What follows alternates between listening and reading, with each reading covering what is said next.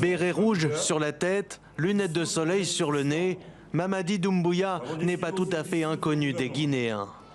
C'est ainsi qu'il était apparu déjà le 2 octobre 2018.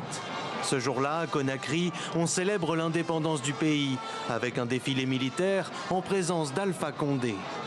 Avec une démarche bien différente des autres corps de l'armée, s'avance le tout nouveau groupement des forces spéciales. À sa tête, Mamadi Doumbouya fait forte impression. À ce moment-là, l'ancien légionnaire de l'armée française vient de regagner la Guinée pour devenir le patron de cette unité, aussi entraînée que bien équipée. C'est à ce titre qu'il avait représenté son pays au Flintlock 2019 au Burkina Faso.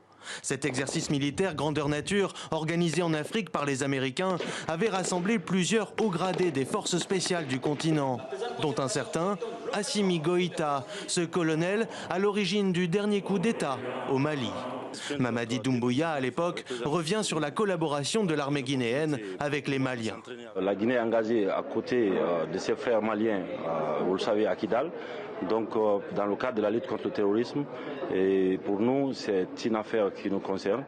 Formé à l'école d'application de l'infanterie au Sénégal ou encore à l'école de guerre de Paris, le lieutenant-colonel Doumbouya est un Malinké originaire de la région de Kankan, deuxième ville du pays.